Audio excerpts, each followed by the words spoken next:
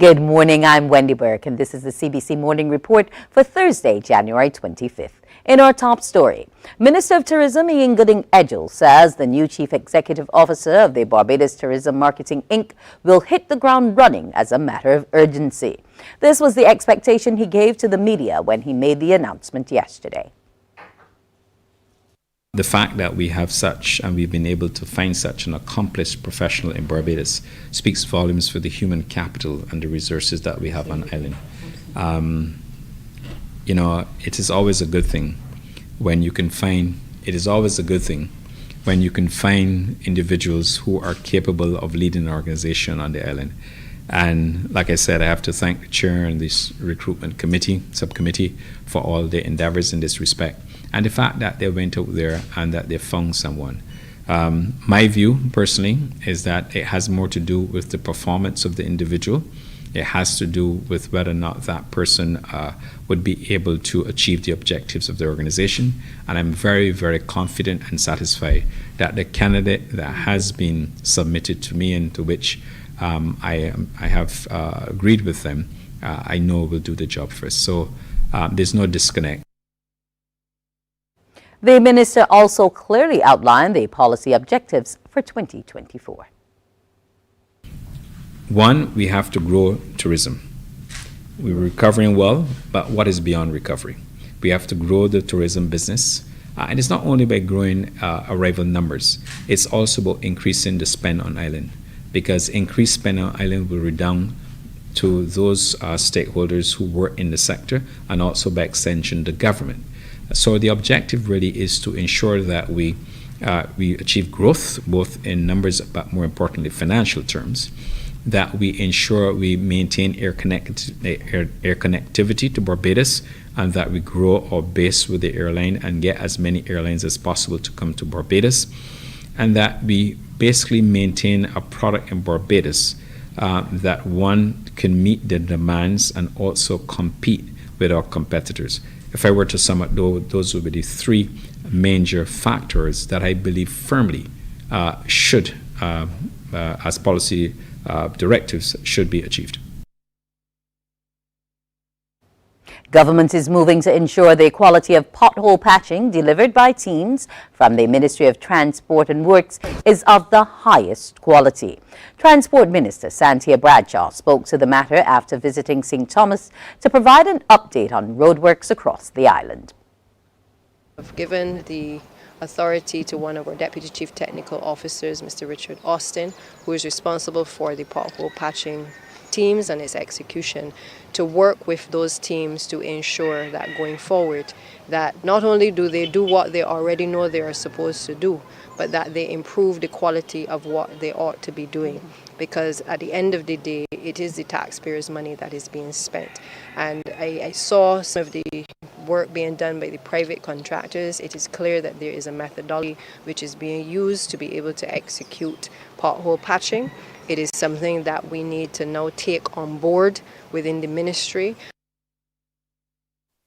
Ms. Bradshaw has been giving a glimpse of the measures being taken to ensure overall improvements at the various depots connected to her ministry across the country. But we will be training the teams. We've started the supervisory management, because a lot of the challenges has come as a result of a lack of supervision.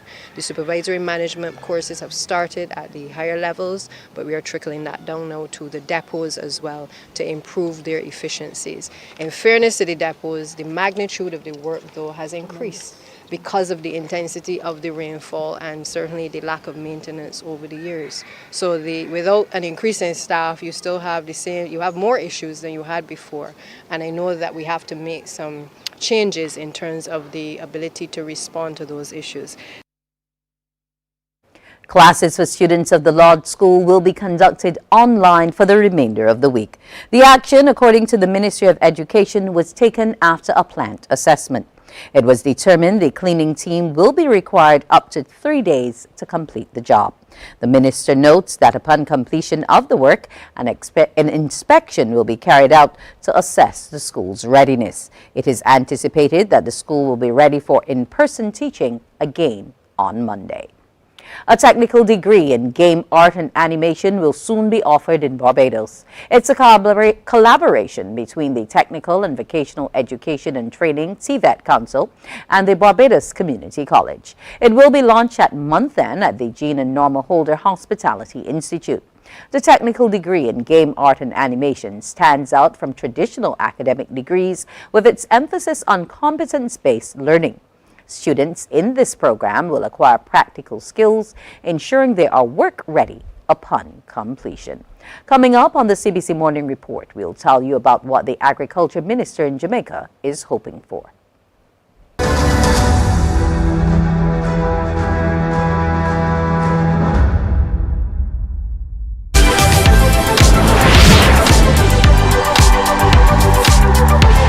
Kids Karaoke is a platform for young aspiring singers to shine and express their musical abilities. Tune in to CBC TV8 on Mondays at 5:30 p.m. and repeat it on Saturdays at 2 p.m. and enjoy the performances of these talented young singers.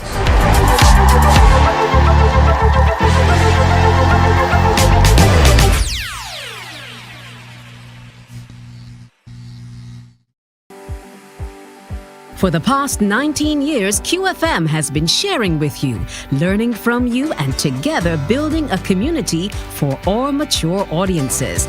That's why we say Q is good for you. To our Q family, we say thank you for staying connected to Q 100.7 FM. QFM is a station of the Caribbean Broadcasting Corporation. CBC, celebrating 60, connecting Barbadian communities.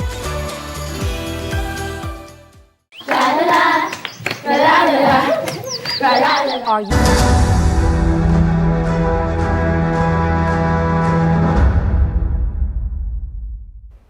Despite significant financial setbacks reported by the Jamaica Agricultural Association in the past year, Agriculture Minister Floyd Green is hopeful for a robust rebound in the agricultural sector.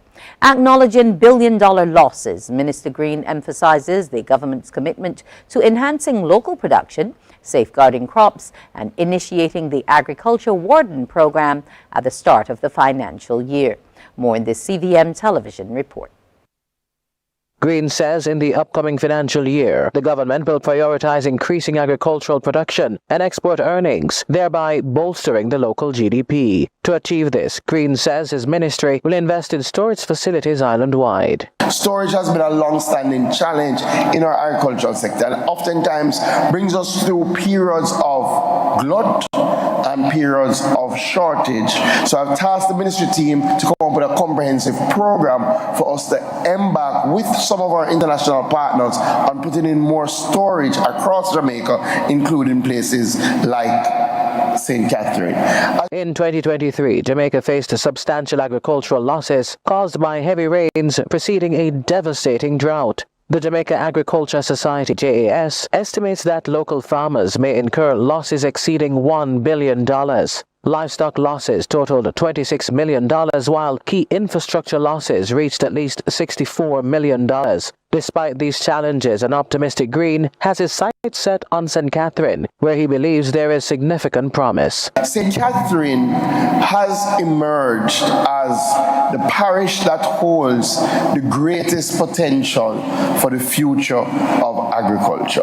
The arable land that you have that is yet to be utilized, and also the advances that you have made in agro-processing, the advances that you have made in aquaculture. And what we want to do is to help facilitate that and to see that grow. Meanwhile, Minister Green says the government will formally launch its Agriculture Warden program this year to help combat predial larceny in farming communities. Guyana's foreign policy is being advanced, and Minister of Foreign Affairs and International Cooperation, Hugh Todd, has told Guyanese overseas visits by President Dr. Irfan Ali have redounded to the benefit of the economy and citizens. Mr. Todd said all overseas travel undertaken by President Ali is carefully crafted. Since assuming office in 2020, President Ali has undertaken several bilateral visits regionally and internationally to enhance the country's foreign policy agenda. We have a report from Newsroom Guyana. All ensured that we, the people, benefit. So, Mr. Speaker, what I wanted the people of Guyana to know and understand clearly is that every time the president leaves Guyana, we are bringing benefits to the people. And that is how we do it.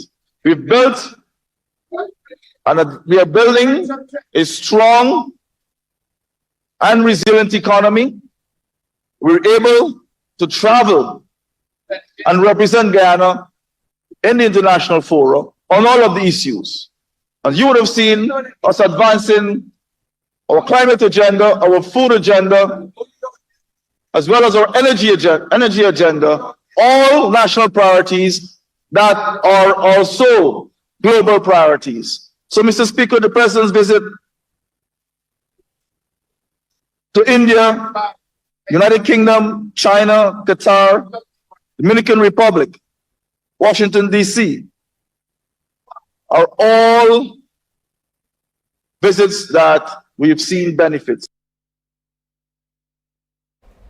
Self-determination, not autonomy or self-governance. This is what the political leader of the Progressive Democratic Patriots, Watson Duke, says Tobago wants and needs. Mr. Duke hosted a press conference in Scarborough where he provided further insight on what he means by self-determination. We get more in this Tobago Updates report. Tobago does not need autonomy or self-governance. It instead needs self-determination. Well, that's according to the political leader of the PDP, Watson Duke. Self-determination is a cardinal principle rooted in international law.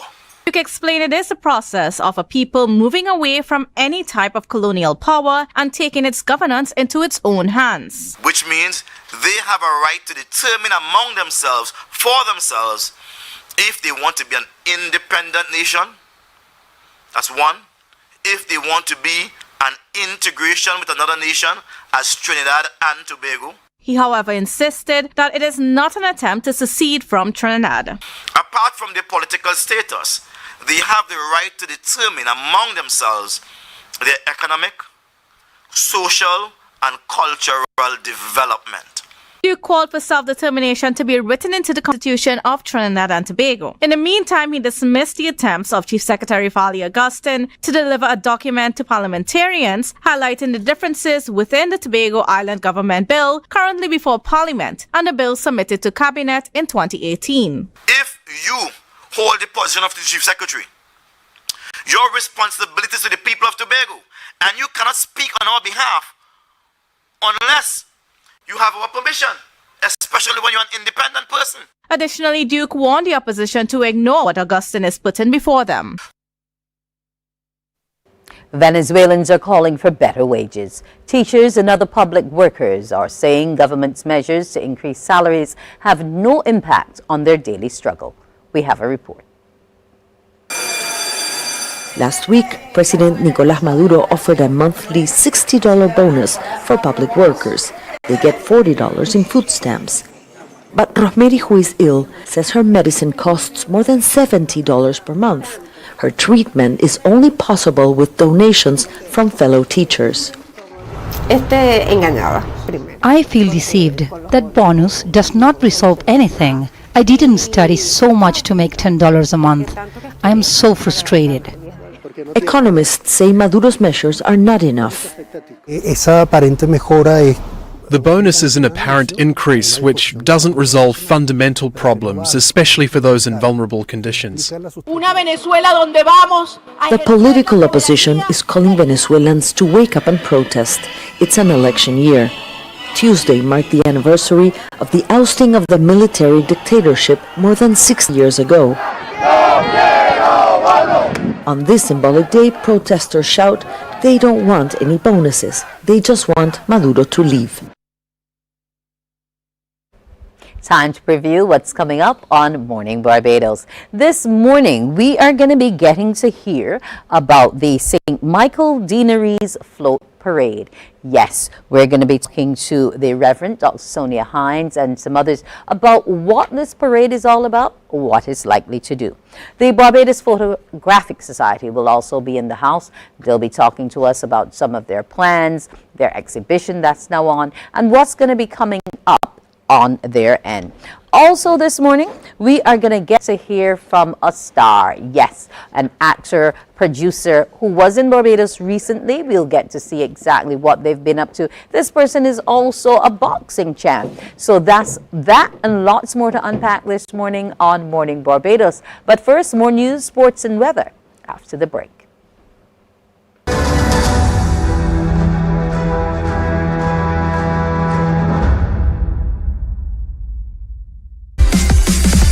While you go about your business, we go about our business, and that is gathering the news. Stay up to date at CBC News Barbados on Facebook, Instagram, and Twitter. Get news update on radio throughout the day. And join us for the CBC News Night at 7 every night. CBC News team is on the job and bringing you the news. There is a saying, you can find a Bajan anywhere. Are you a Bajan living abroad? Or do you know of one who has migrated to another country? Well, we at Mornin Barbados would love to have you or them on our Bajan Afar segment.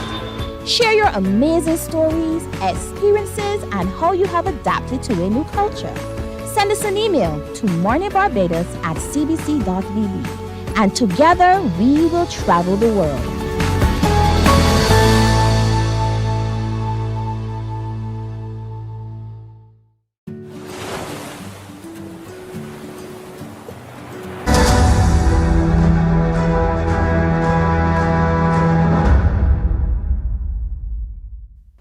The Barbados Association of Medical Practitioners is surprised at the announcement in the press made by the Chief Operating Officer of the Queen Elizabeth Hospital, Mrs. Christine Greenidge, that there will be a change in the terms and work conditions of the Queen Elizabeth Hospital consultants.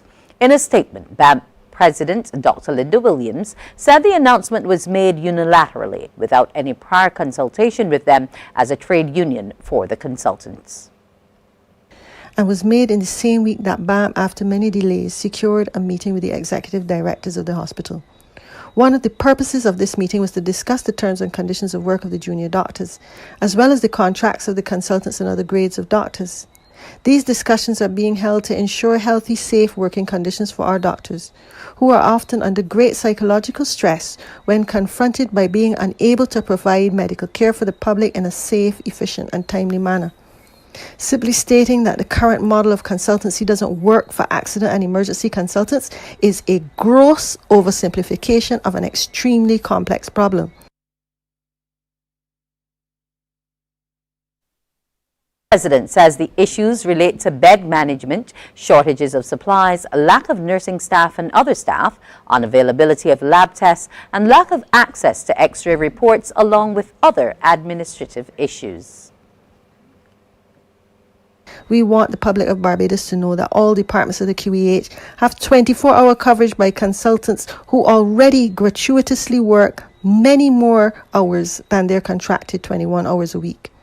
We are therefore extremely disappointed by the position taken by the senior management of the hospital through the office of the COO. This is not how good labour relations are fostered, and we register our discontent about the process followed to date. Hundreds of financial technology experts and investors have gathered at Wyndham Grand Barbados, Sam Lord's Castle, for the second Fintech conference. Organizers are hoping it will have a significant impact on the financial landscape of the region. Our Crystal Hoyt has more. Almost 500 fintech leaders, startup founders, banking executives, and financial regulators convened this morning for the second Fintech Islands Conference. Co-founder Alison Hunt says the inaugural conference back in 2022 benefited the region.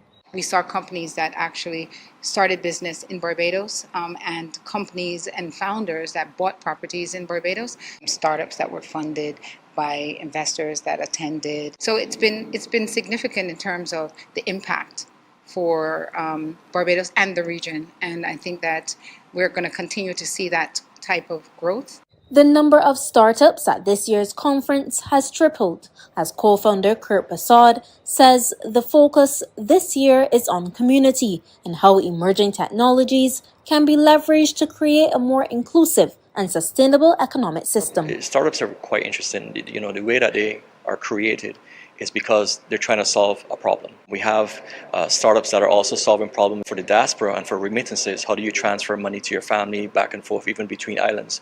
And trying to figure out a low-cost way that doesn't kill you with fees, right? Like, a lot of these bigger players like Western Unions and the PayPals of the world, the fees are very, very high. So he's coming up with a way to be able to, do the diaspora remittances and stuff like that at a very low-cost fees. The conference continues tomorrow.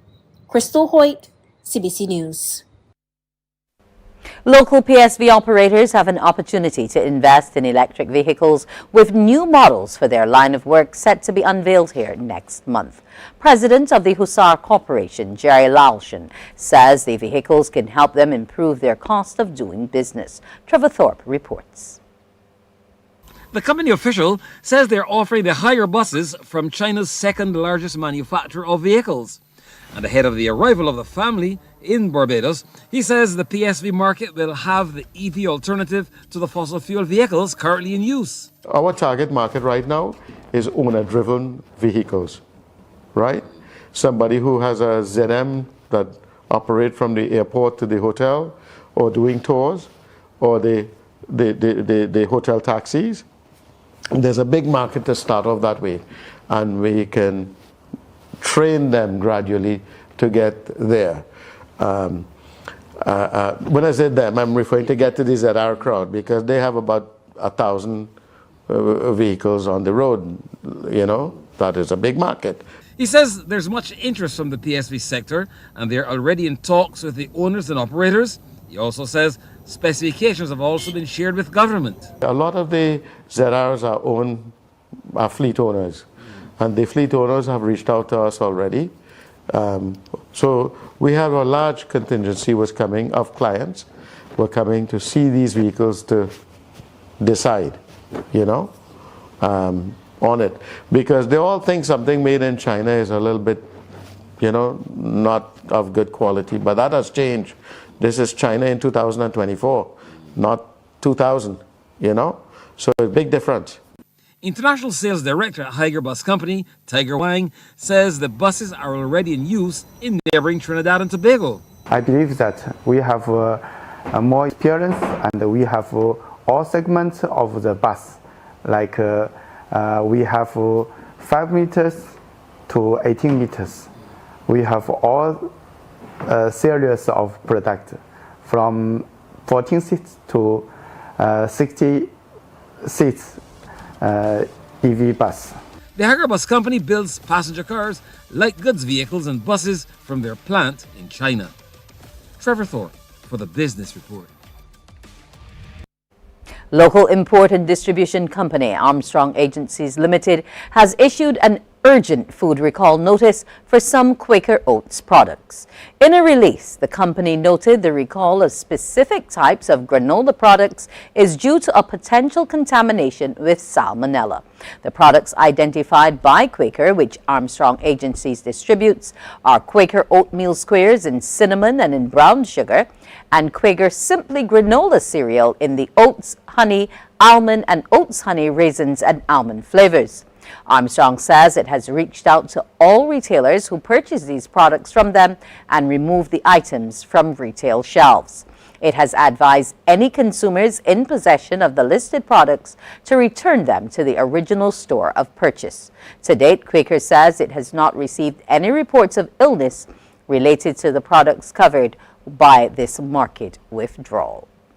Barbadian and West Indies all-rounder Hayley Matthews is the ICC Women's T20 Cricketer of the Year. Accumulating an historic 700 runs at a strike rate of 132.32, she became the first women's player to reach this figure in a single calendar year. The highlight of her innings was a staggering 132 runs in the historic 213-run chase against Australia in the second T20 at the North Sydney Oval, preceded by an unbeaten 99 in the first match. In the third T20, she added 79 more to her tally, amassing 310 runs in the series. Equally impressive in her bowling, Matthews, with her right-arm off-spin, took 19 wickets with an economy rate of 6.84. I think is nice to see all the hard work finally paying off. It's been a long 2 or 3 years. So yeah, just really nice that I was able to go out and have a really good time with the bat and ball this year and help the team as much as I could. Just super grateful. I think something like this I would have seen so many of my idols while I was growing up winning awards like these, so to be able to win one myself now, yeah, definitely means a lot, and hopefully it means that I'm on the right path to reaching the goals that I want to reach. I think for me, I just want to think about what I can do now. Obviously what I would have done is in the past, and I just want to try and go out there and perform as well as I can every time I step out and rest in these colors. So really looking forward to 2024 and yeah, seeing what it brings. Time now to take a look at today's weather picture. The barometric pressure is 1014.1 millibars and the temperature 25.2 degrees Celsius. The humidity stands at 83% and the winds are coming from the east at 39 kilometers per hour. It's presently cloudy with light showers. The seas are moderate in open water with swells ranging from 2.5 to 3.5 meters and increasing. A small craft warning is in effect for above normal swell heights. The first high tide was at 3:53 a.m. and the second will be at 3:44 p.m. The first low tide will be at 9:23 a.m. and the second at 10:27 p.m. In Barbados today, there's expected to be a mix of sunshine and clouds with a few brief scattered light showers.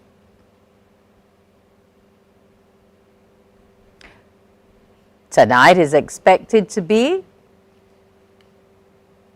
a mix of clear skies and clouds with a few isolated light showers.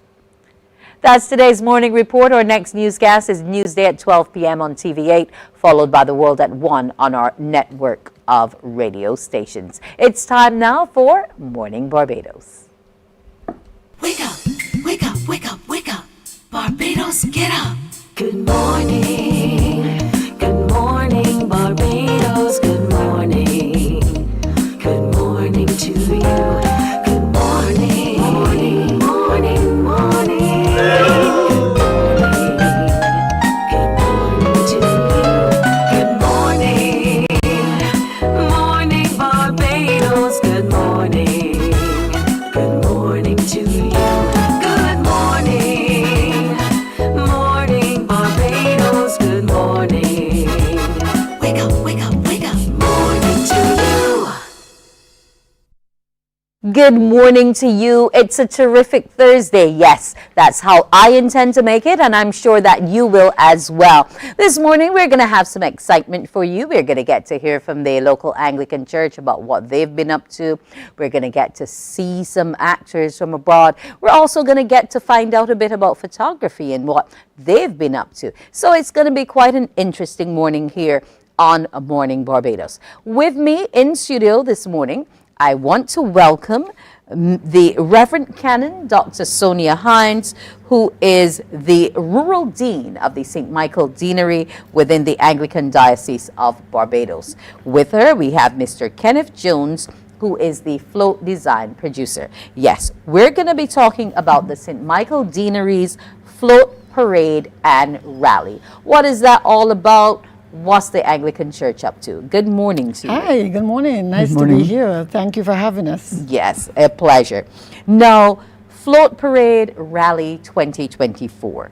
And we're talking about celebrating the mysteries of Christ through the seasons. Now, is this parade something new? It isn't. Actually, we're only in our second year. We started last year. Last year, the Float Parade focused on the sacraments.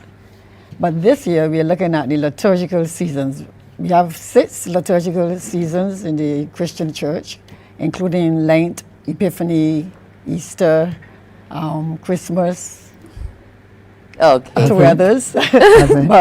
But we want this year to use the Float Parade as a kind of a march for witnessing of Christ's love, but how we use those liturgical seasons in the year to celebrate the mystery of Christ. Okay. Now, I want to come to Kenneth in terms of the float designs?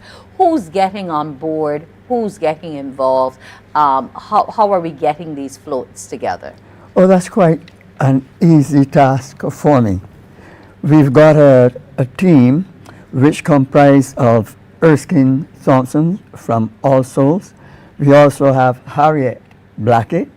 She is from St. Leonard's, along with Sharon Best and myself. And we are putting together these floats quite easily. We've had to gather the materials. It's quite expensive. We've had to gather the materials, and the makeup consists of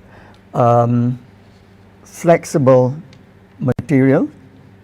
We're also using chicken wire. I'm giving you the inner workings of what it takes. And then we're using paper mache. Ah, something we all learned to do in primary school. Yes. And the reasoning behind that is simple. When we're no longer able to do that, then those who are coming up in the Anglican teachings will be able to be hands-on and continue to move forward with what the Anglicans present to our church members and the public. How easy has it been, Doctor, to get the buy-in of those within the deanery?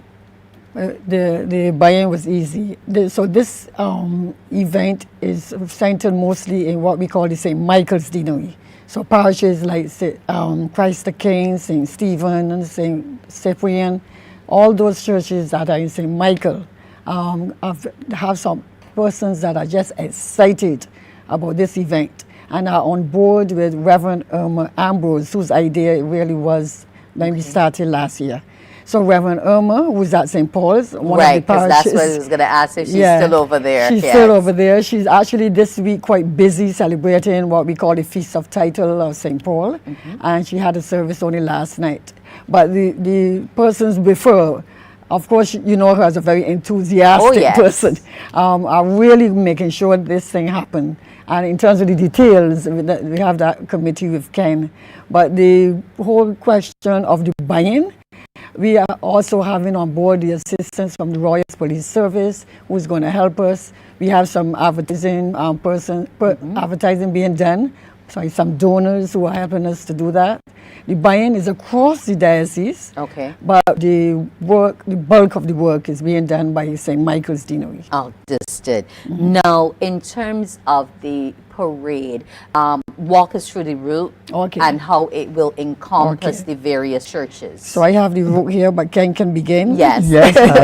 The route is quite an easy one, and it commences at All Souls in Bank Hall. Bank Hall, yes. And we're going to move from there in a northerly direction towards Eagle Hall. At Eagle Hall traffic lights, we're going to make a left and head in southerly direction, Barbry's Hill, Baxter's Road, Tudor Street, Milk Market, and onto Lower Broad Street. At Lower Broad Street, we will go left and onto Cave Shepherds, where we're going to have a stop. Okay. At that stop, we will have a presentation by the All Souls Generation Dancers. And then so we're going to have liturgical dancing in the street. Of course. So Saturday morning, we can come to town and expect a spectacle. Yes. Right there in front of Cave Shepherds. It's going to be awesome. And let me retract quickly. Last year, while that was happening, on my phone, I received a video of it from Toronto. So people were tuned in. They were watching the stream. They were watching it. Yes. We're going to move on then from Trafalgar Square across Bridge Street, then make a right onto the wharf, Prince Alfred Street, Lower Broad Street, and onto Cowell Street. And at Jubilee Gardens, we're going to make another stop and that will be another presentation By another church. by another group of dancers. Yes. Okay, so if you've missed the Cave Shepherd, you can, by the time you drive around, you can run down to Jubilee To Gardens. Jubilee and get to see. Okay, Great. this sounds like some excitement. Now, in terms of the rally aspect, what for you will be the call? You're looking to celebrate these seasons, but what is it that you want our people, because we'll be talking to all and sundry, given that we're out in the open in the public, what is it that you want them to glean from this parade and rally? That Christ is very much alive in Barbados. I think we Anglicans are reminding persons that Jesus is here with us in Barbados. I think our bishop is on board. We know that he was there last year, and I know that he will be there again this year to support it. Because really what we want to say as Anglicans is that the Christians that are Anglicans are joined with other Christians, of course, but are making a strong position about letting persons know about Jesus being very much part of who we are as Christians, whether we are Anglicans or not. Because I think sometimes what is happening is that in our society we forget to put that focus on God, and then the church is blamed. But here is an opportunity where we are doing, I call it a procession of witness to the community. Not only in Barbados, of course we know that is something that is international, but really to remind us of when we talk about celebrating seasons in the church, that God is a God that is in all seasons. All around, all seasons. And so we're going to be looking at Advent, Christmas, Epiphany, Lent, Easter, and the Pentecost. Yes. So I am wishing you all well on this parade, because it sounds like a lot of excitement. It does. Dancing, May just music, mention, and witnessing. Yeah, we're going to conclude at Christ the King. In Rockdundo. In Yes. Rockdundo. Okay. Yes. So folks, go on out and be a part of it. They've told you what their stops are going to be. It involves all the churches in the St. Michael Deanery, so there's going to be lots of excitement. I want to thank the Reverend Canon, Dr. Sonia Hines, and also Mr. Kenneth Jones, the float designer, for coming out and talking to us. We're looking forward to it. Sure. Thank you for having us. It will be awesome. Morning Barbados will be back after the break. Morning, morning, morning. Good morning. Good morning to you.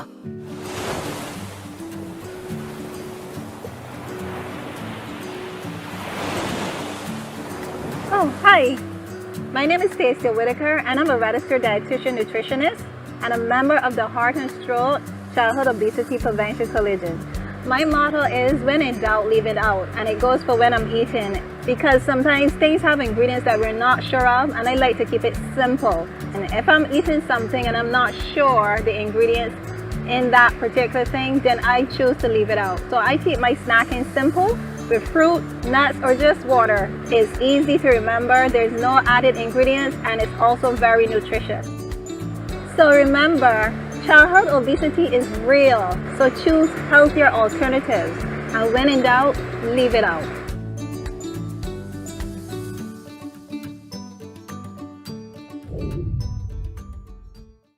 Enjoy movies, soaps, drama, comedy, inspiration, education, music, and more. You get it all when you get MCTV, because MCTV gives you more.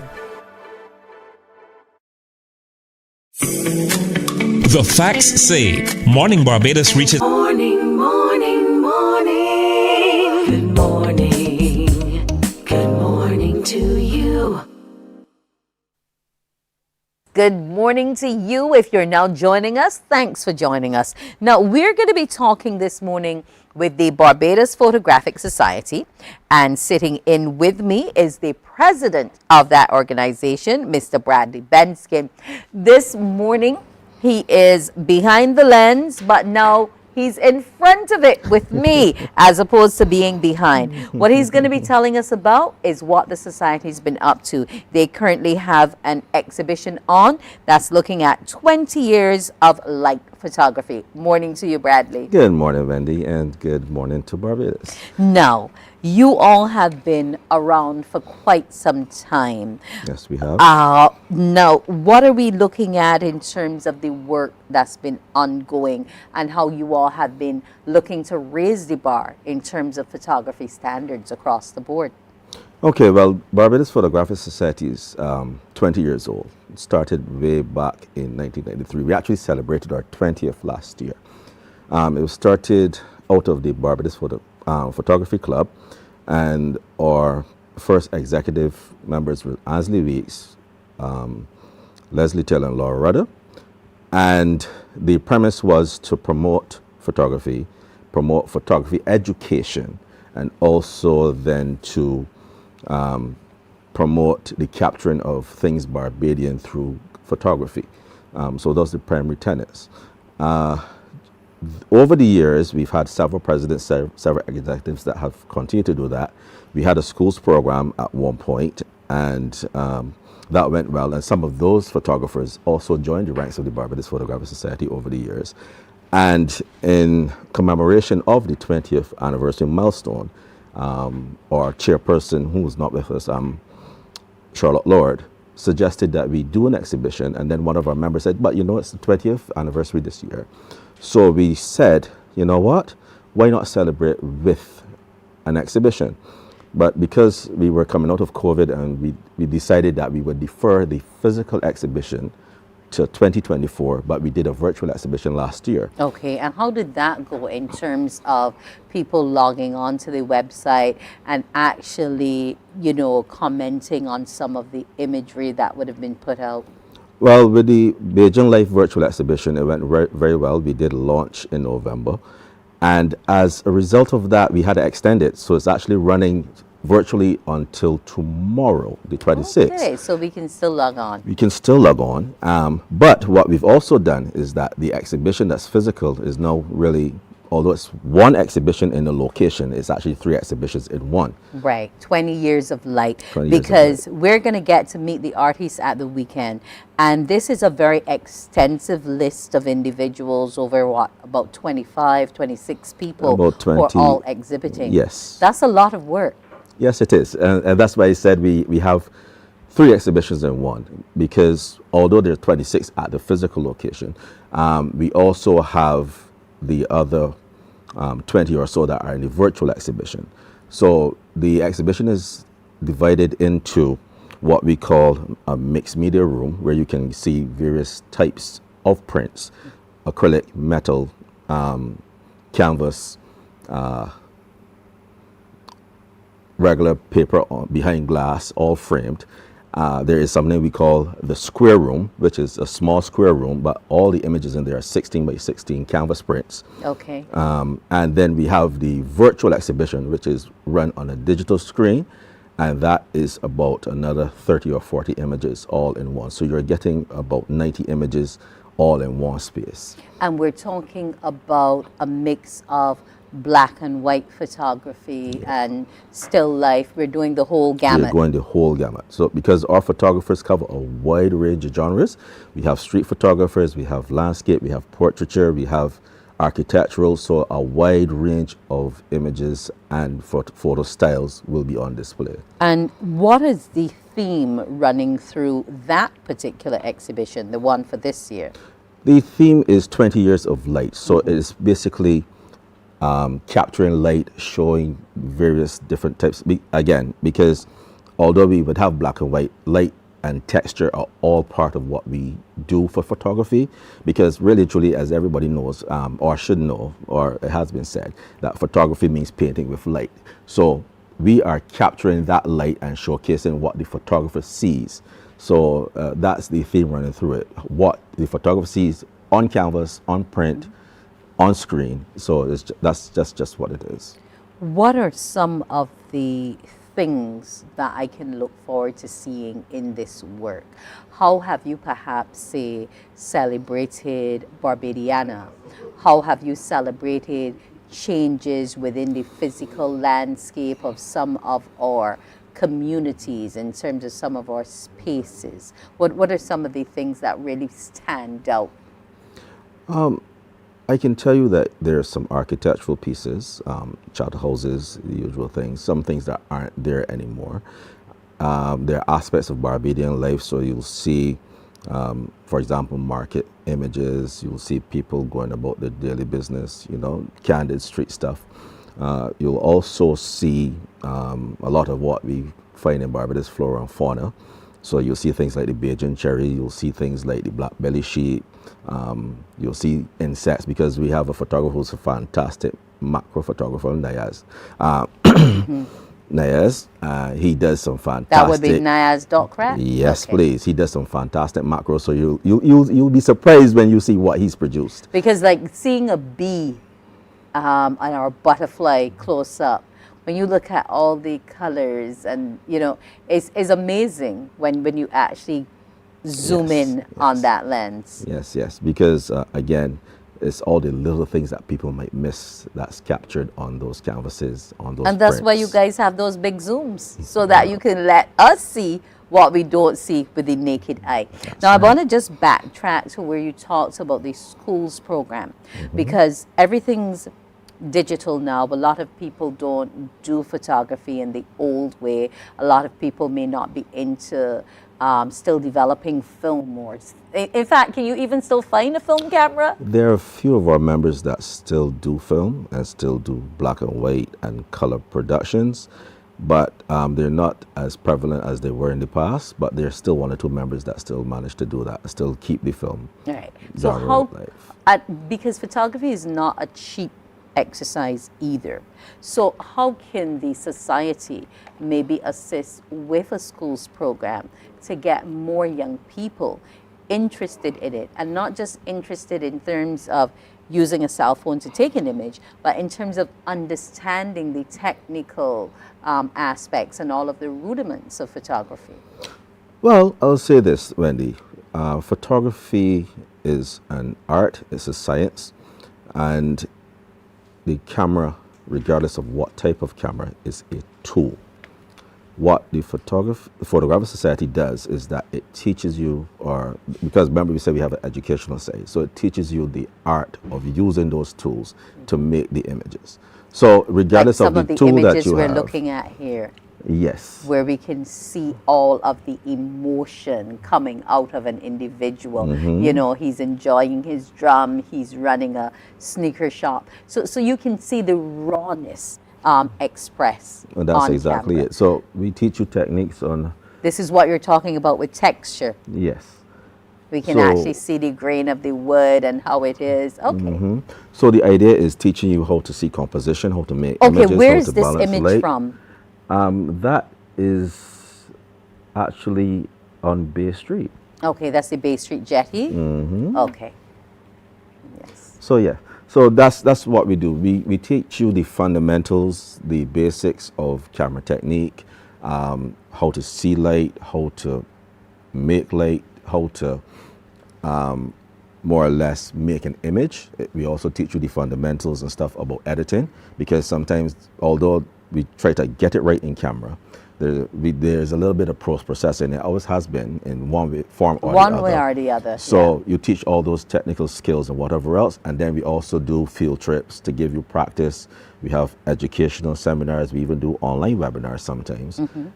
Any coming up that the public can be a part of? We do not have any coming up yet, but we are actually working on our calendar of events for the year that will be released soon. Because now our main focus for January has been the exhibition. Okay. And the thing that is now coming up is this Meet the Photographer over the weekend on Saturday at the Queen's Park Gallery. I see my doctors in here. Dr. Raymond Mon is among them. Yes, he has a fantastic piece I here. also see my cousin, Charles McLean, Yes, Himal Reese. You know, I'm seeing people who I know work within the media, but also people you're not so connected to. So we'll get to meet them engage with them fully. And the beautiful thing about this exhibition is that we have a wide mix of artists and photographers, some who have never exhibited before. Ever, in any medium, any form. Some are first-time members who joined and were encouraged to share their work, and they took the challenge up, and it was phenomenal, the response that we got, and also the results that they produced. Okay. What have you yourself exhibited? I have a couple of pieces. When you come, you'll see what I have. You don't want to tell me what themes you've captured. Well, I've captured some things. Basically, as you know, I'm a landscape, street, nature type photographer. So you'll see a lot of that stuff in my work, and it's interspersed amongst all three exhibitions. Okay. So yes, but the focus really is on those members, as particularly to give them the exposure and get them familiar and comfortable with showing their work in a public space. Okay. And this space is where? The space is the Queen's Park Gallery. And the opening hours? It's open Monday to Saturday, 10 till 6. Okay. 10 a.m. till 6 p.m. And this Saturday's meet will start at 3? No, the gallery is going to be open at 10. So the exhibition is open at 10, but the artists will be there from 3 p.m. till 6 p.m. Okay. However, what I can tell you is that from time to time, some of the artists do pop in.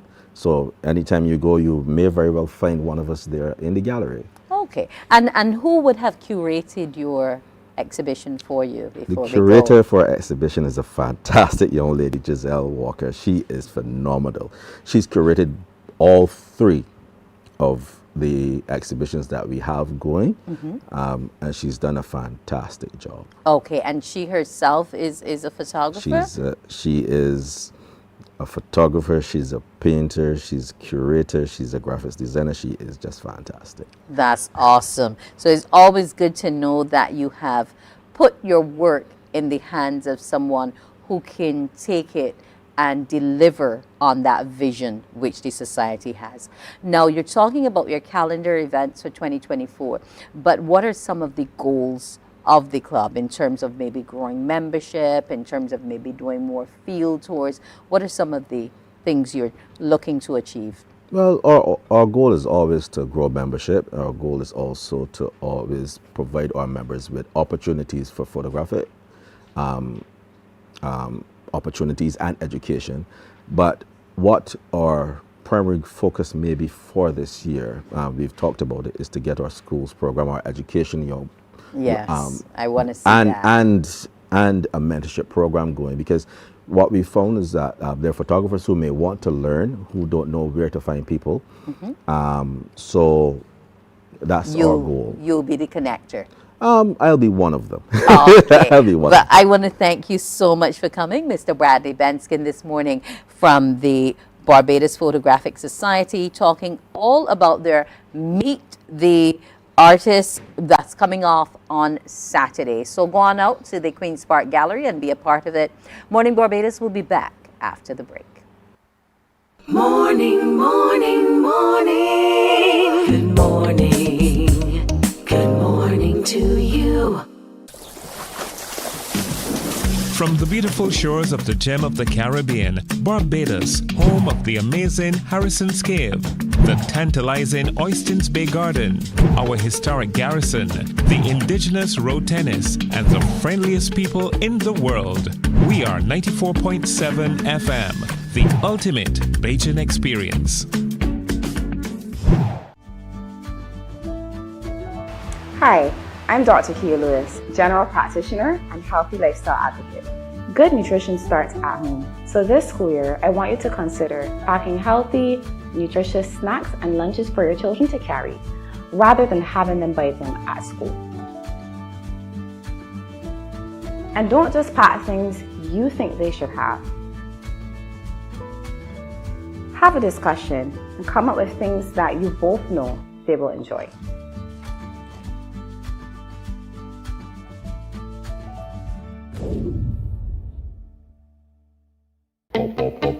We enjoy a game of dominoes and singing karaoke. I just love crew. When you love me just a little bit. Morning, morning, morning. Good morning. Good morning to you. I'm Wendy Burke with your morning news recap. Minister of Tourism Ian Gooding-Edgell says the new Chief Executive Officer of the Barbados Tourism Marketing Inc. will hit the ground running as a matter of urgency.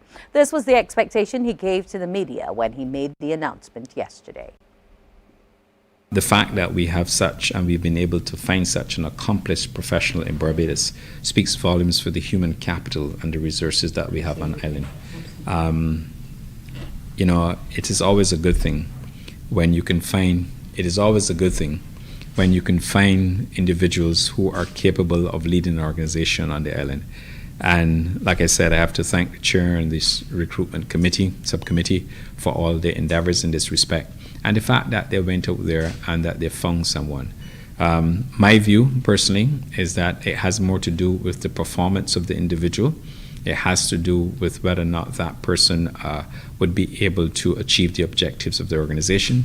And I'm very, very confident and satisfied that the candidate that has been submitted to me and to which I have agreed with them, I know will do the job for us. So there's no disconnect.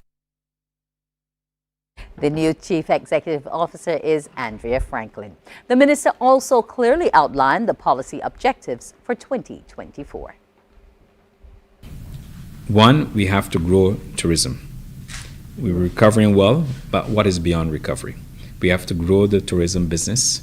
And it's not only by growing arrival numbers, it's also about increasing the spend on island, because increased spend on island will redound to those stakeholders who work in the sector, and also by extension the government.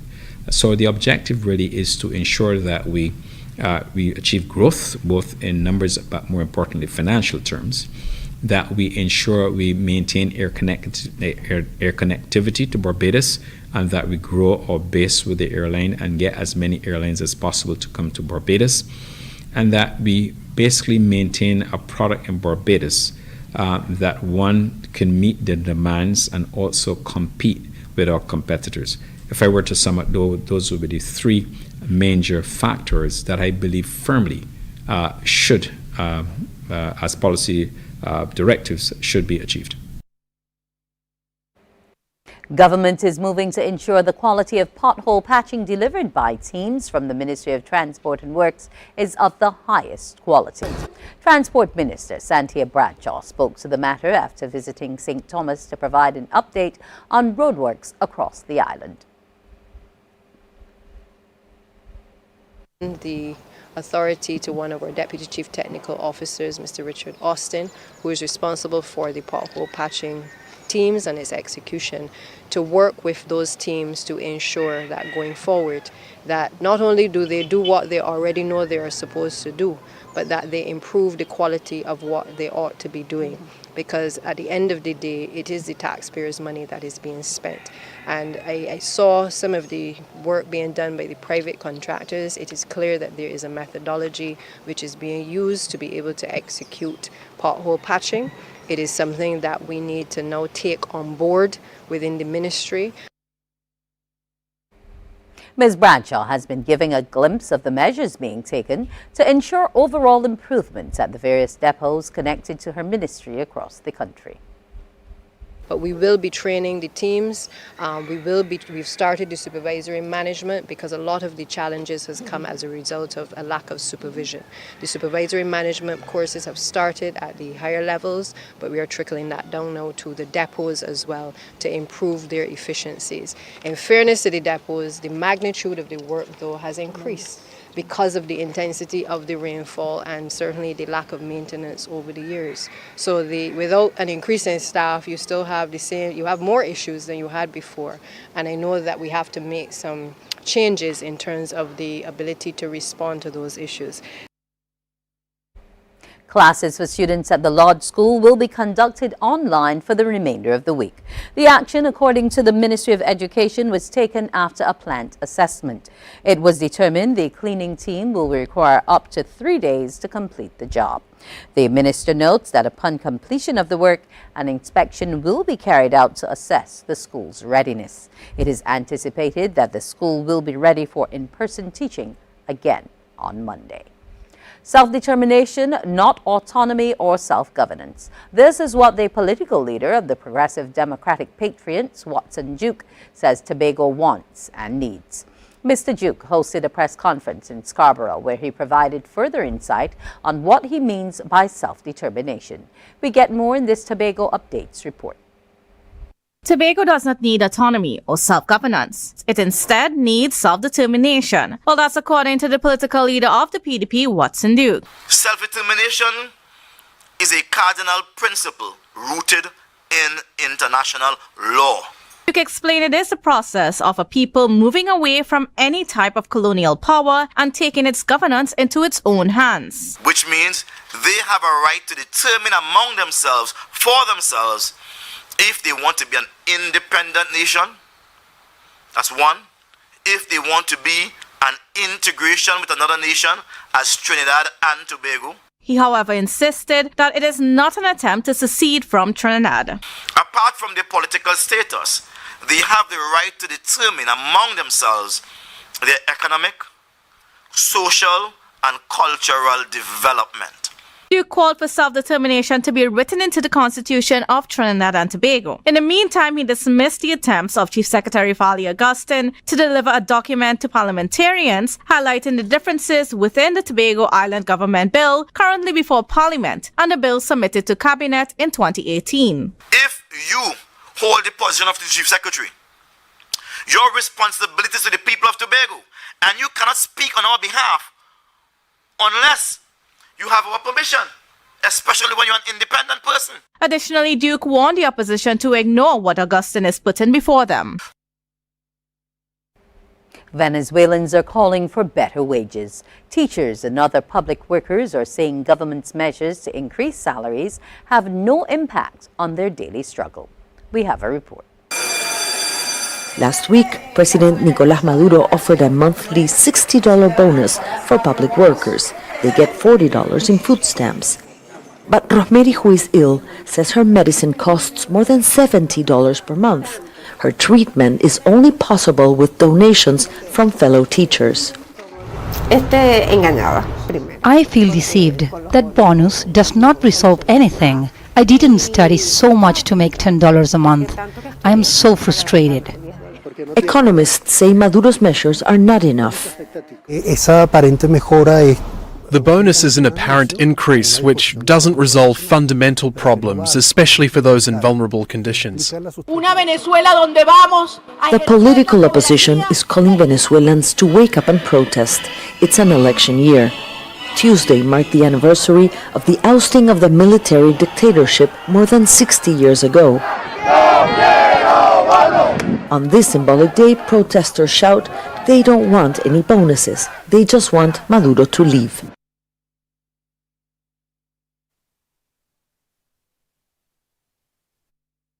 The announcement in the press made by the Chief Operating Officer of the Queen Elizabeth Hospital, Mrs. Christine Greenidge, that there will be a change in the terms and conditions of work of the Queen Elizabeth Hospital consultants.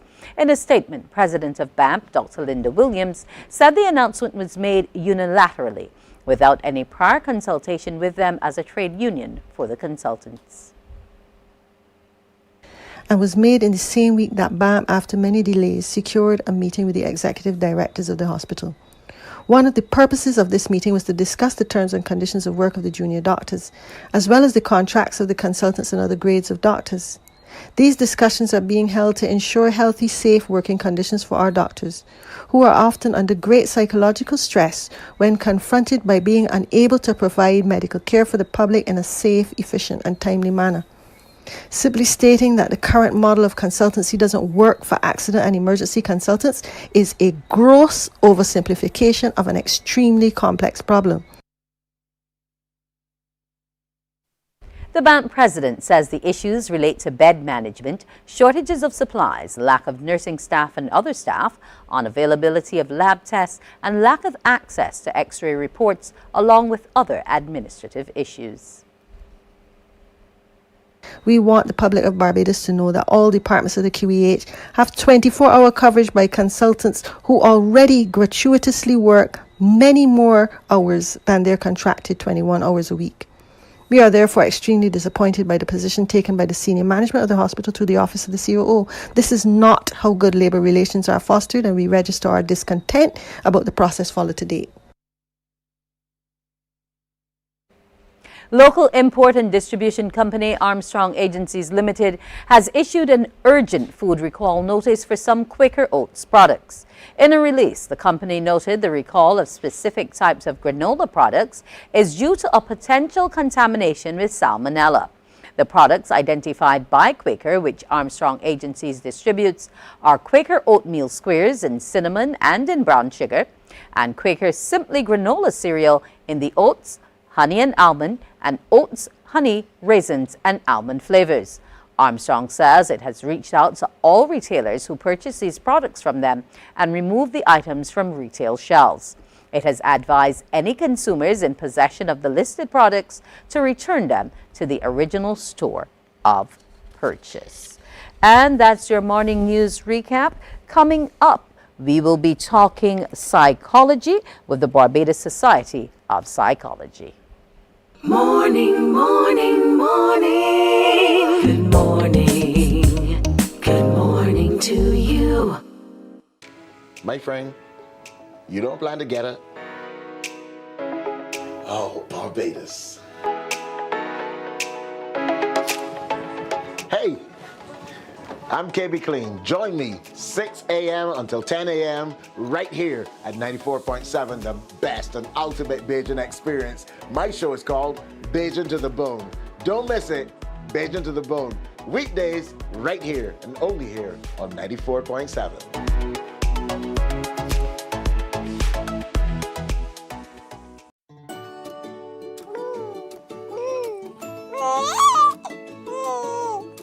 I'm Anne St. John, a consultant pediatrician. When packing healthy lunch boxes, do include a fruit, which includes a banana, apple, orange, or grapes to supply fiber.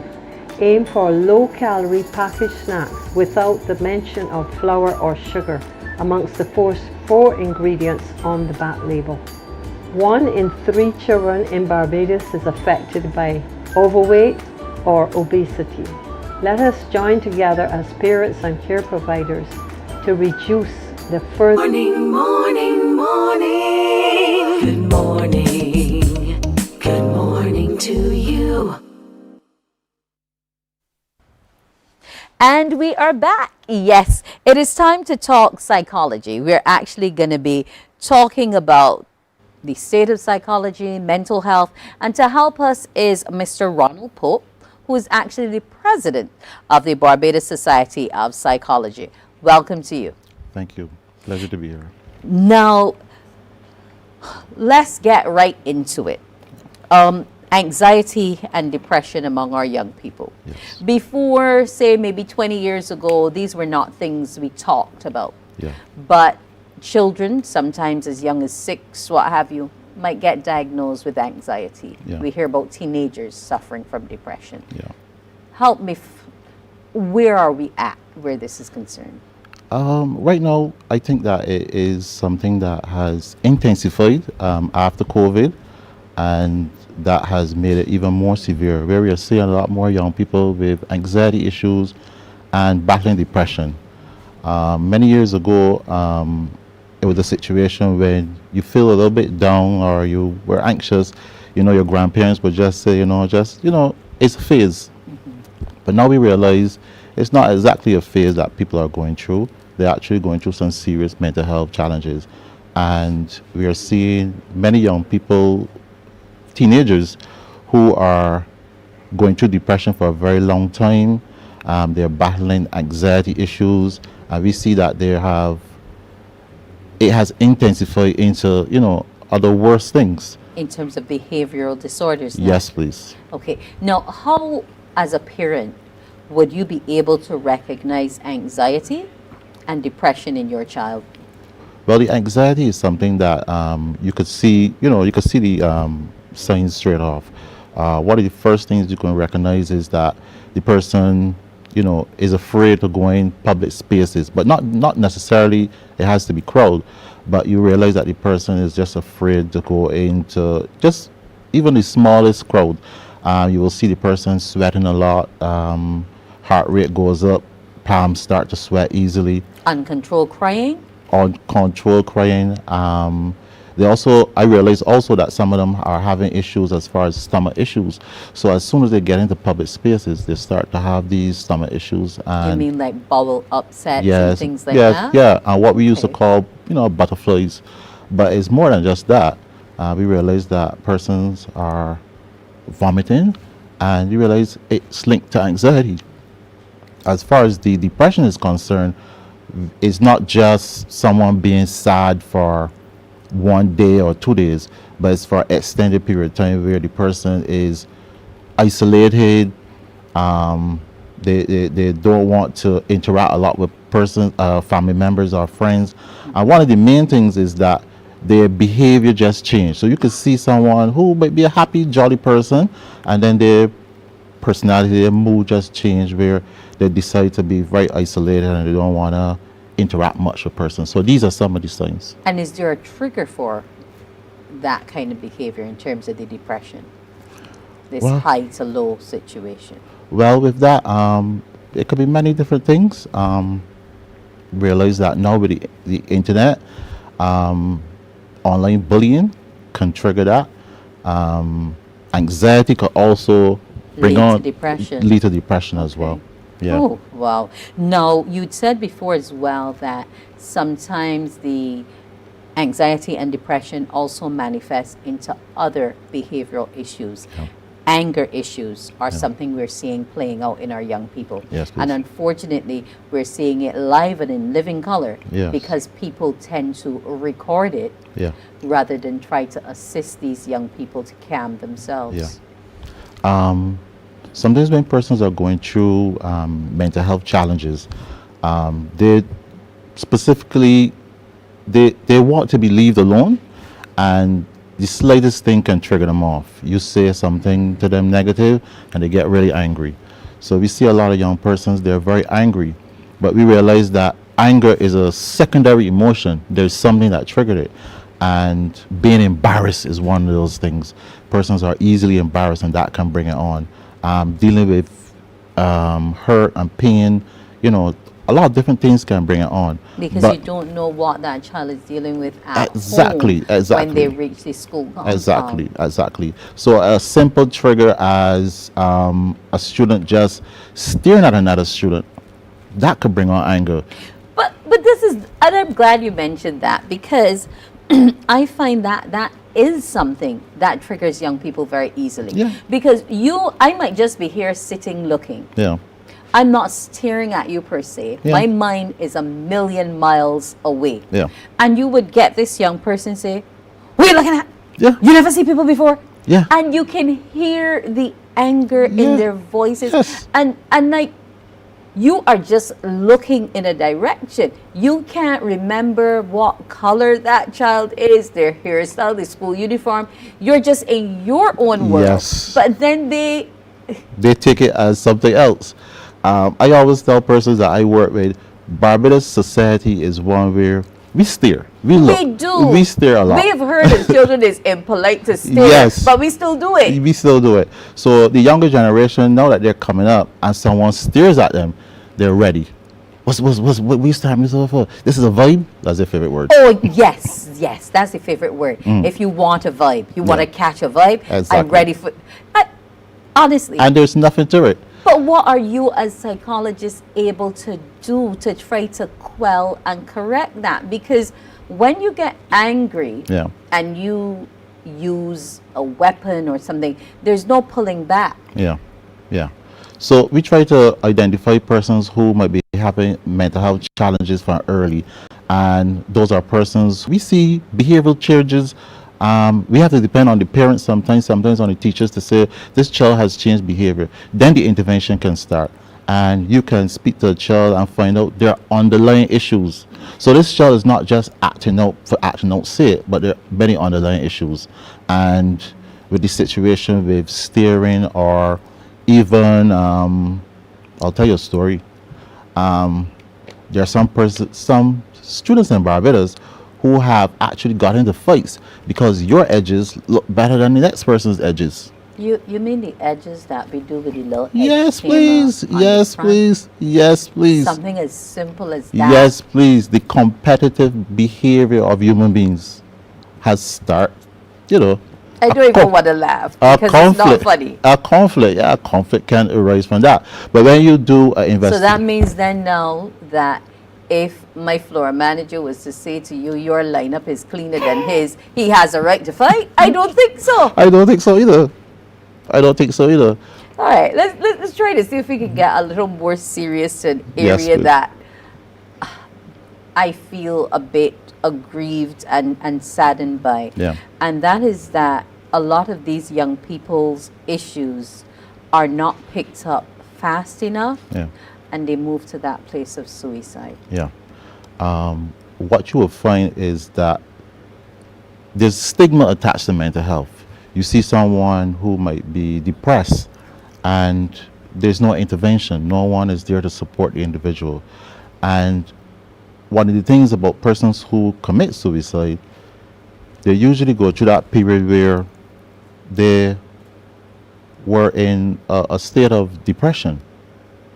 It could be for a short period of time, or it could be for extended. So when you see a family member has withdrawn for such a long time, then you can intervene, and that is one of the early stages. You see the person behavior change. They're in their bedroom and they're not coming out. They're not interacting.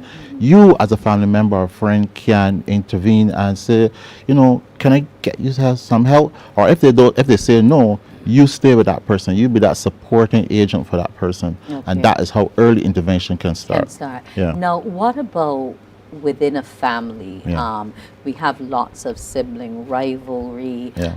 We have, I remember a situation, an unfortunate situation with a friend, and it was a twin, and one committed suicide and the other had absolutely no knowledge of as to the why, because they never reached out and they did everything together. Yeah. So how can siblings, how can we either quell that rivalry in them, or how can we encourage siblings to support each other in this mental health? Yeah, well, sometimes persons say that depression or persons going on to commit suicide, they say that these persons suffer in silence, and sometimes they give you no clue. Okay, so let's get straight. Sometimes there's no clues, but sometimes you can see that someone that you're close to, sometimes they want the help, they want the love, but they don't get it, and as a result, persons just take that standoff position. So for family members and friends, one of the most important things is to be supportive, be loving, be caring to persons, and don't ever dismiss or take that step back. Okay. Yeah, we are very social beings, and connection is very important. Okay, and that's a great point to break on, because we want you to connect with us when we return after the break.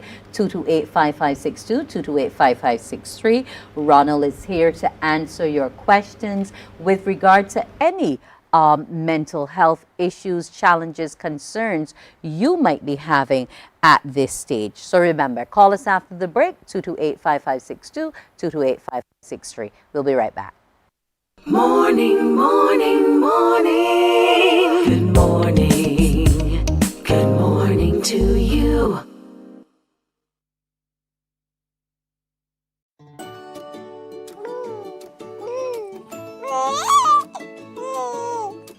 I'm Anne St. John, a consultant pediatrician. When packing healthy lunch boxes, do include a fruit, which includes a banana, apple, orange, or grapes to supply fiber. Aim for low-calorie packaged snacks without the mention of flour or sugar amongst the four ingredients on the back label. 1 in 3 children in Barbados is affected by overweight or obesity. Let us join together as parents and care providers to reduce the further development of this chronic non-communicable disease within our communities.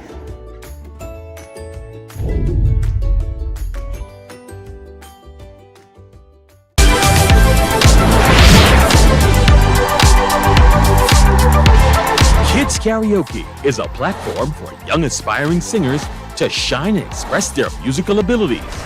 Tune in to CBC TV8 on Mondays at 5:30 p.m. and repeat it on Saturdays at 2 p.m. and enjoy the performances of these talented young singers.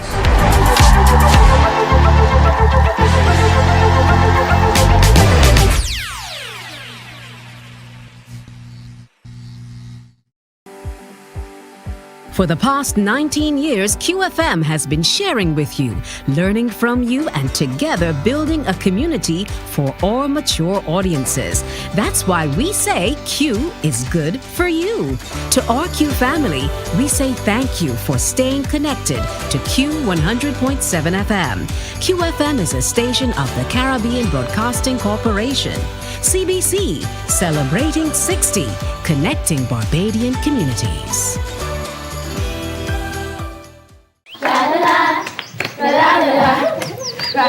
Are you a youth group, 4-H club, school, Cub Scout, or Brownie Pack, or any organization or club with children ages 4 to 11 years? If yes is the answer, then we at Fun School, we're looking for you. Let's have fun singing, dancing, listening to amazing stories, doing craft, and so much more. Morning, morning, morning. Good morning. Good morning to you. I'm back with Ronald Pope, the president of the Barbados Society of Psychology. And remember, you can call us here this morning, 228-5562, 228-5563, if you have any concerns about what we've spoken about before, or if you have any general mental health concerns. It doesn't just have to be about your children. It could be about yourself or someone, you know, in terms of knowing when to make an intervention. Now, COVID-19 was when the whole mental health discussion really came into the forefront. Yes. Because it was such a new phenomenon, and we realized that human beings, we need that connection, and because we weren't getting that connection, it became the buzzword, mental health, and we realized that there were actual effects from being in the lockdown. There were effects of the fact that the pandemic was so widespread.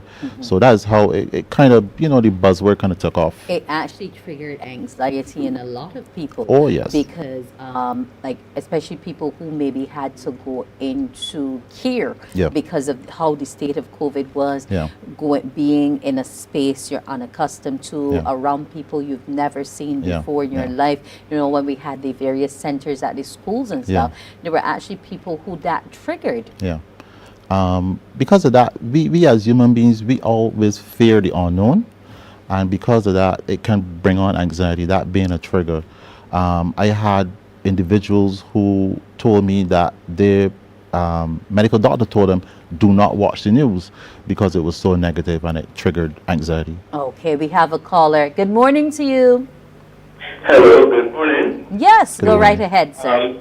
Yes, hi. My name is Greg Norman, and what my query is, I'm wondering whether you're going to come to first reality that we need at the schools teachers who are trained in child psychology or even early psychologists within the school in the, what you call the international arena. It is known that psychology is such an important subject that actually is part of life briefing. We need to get a developing country to understand that we need to have the implementation of psychology in the school. Of course, dealing with the child is one thing, but then dealing with the home environment. My query is, are we going to push for psychologists or teachers trained in child psychology in the schools? Okay, thank you, sir. I believe right now there are many teachers in Barbados who have a background knowledge in psychology and child psychology. I think we just need to do it on a more wider basis, where more teachers have training in psychology and child psychology and looking for these signs. That's very important. We will have to have teachers who can identify these signs of someone who might be want to self-harm, someone who might be possibly thinking about suicide, or persons who are going through depression. When you say self-harm, what are some of the things that children may do? We'll get back to that after a caller. Good morning to you. Hi, good morning. Good morning. Go right ahead. Yes, I was want to ask if there is a general sense when it comes to the disabled community. I find that there are lots of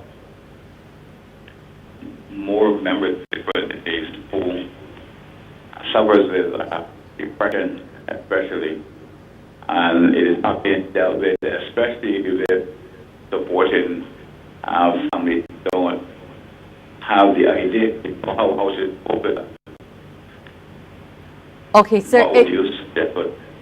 Your call is breaking up a bit, but let me just see if I've gotten the gist of most of it. You're asking about psychological support for members of the disabled community and also in terms of helping their families with a coping mechanism. Is that about right? And definitely, because it is sometimes the supporting family needs that assistance also. Okay. We'll let Mr. Pope answer your question for you now. Yes. Thank you. Thanks for that question. That question is very important because you recognize that persons who are elderly go through a lot of emotional changes, and there is support out there. There are many different agencies who provide support for persons who may be going through depression and who may be going through emotional ups and downs.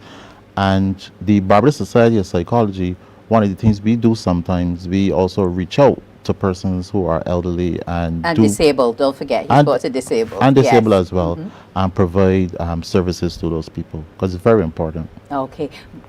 But not just the people, but he was also about the caregivers. The caregivers as well. And does your society provide any open outlets, community sessions, anything of that nature that individuals can just come out?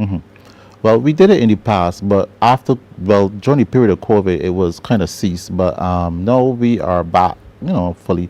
We plan on doing some of that this year, especially during the summer period. We're looking to reach out to the community and, just do some work with the elderly and some work with young people as well, adolescents. Okay, so that's good. We're looking forward to that. Yes. Now, one of the things that or young people, I don't know if you could call it suffering, I don't know how you can take it, but the whole idea of social media addiction. Yeah. I remember reading some stories a few years back where individuals actually ended up being imprisoned because in one instance, a lady was online for so long that she forgot that she had to feed her baby. How carried away are people with social media addiction and being locked into a phone with apps or a tablet or a computer, and what impact is it having on their socialization thereafter and their interaction and negative behaviors with other people? How much time do you have? You will have we would need all day? You will have to change it to Good Afternoon Barbados because this is a big one. We find a lot of persons have become very addicted to social media. Now the brain has certain chemicals. I don't want to give a psychological lecture, but the brain has certain chemicals that when you feed it these short bursts of entertainment, it gets addicted, and you want more and more and more. And because of that, you will find persons can sit on social media for long periods of time and neglect, even their hygiene. Yeah, I've heard about that. Yeah. And you're seeing it more with the young people who are spending lots of time on social media. The impact is you're starting to see the impact where persons are not just competitive in nature as far as who looks better than who and whose lifestyle is better than the next, but you're also seeing things as far as anxiety issues, depression, cyberbullying. All these are things that happen on the internet. Okay, because we're trying to live the lifestyle of those what we call influencers. Influencers, yeah. And young people seeing these things gravitate towards them. You see a video with a person showing off their wealth, and you watch more and more videos, or you watch these funny reels, and you are spending so much time that you have neglected, your schoolwork. So we are seeing it in the schools as well, where persons will spend 15 minutes studying, but 6 hours on social media. There's also the issue of clout likes. You may see someone you like on social media, and then you try to mimic what they do, and you try to produce TikToks that are similar to them, etc. How big an issue is that in terms of playing on the psyche of people when they can't attain the same level of followership? Many people, as they live their lives, they go through that period where they like to be liked.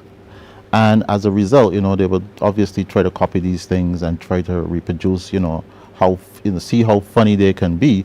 And that is just to, get the likes and get that feeling of appreciation. Someone out there likes me. I have 10,000 likes, or I have a lot of followers. And it makes these people have a false sense of being liked.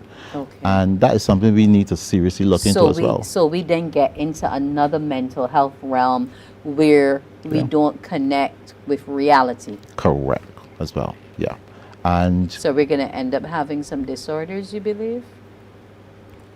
Or they've already started. The possibility is high, and we have started to see some as well. The addiction is serious. That's serious. Yeah. I guess we can turn on the screen time checker to see how long we spend online and try to reduce it. But it's very important that parents have restrictions in the home as far as their young spending time on these devices.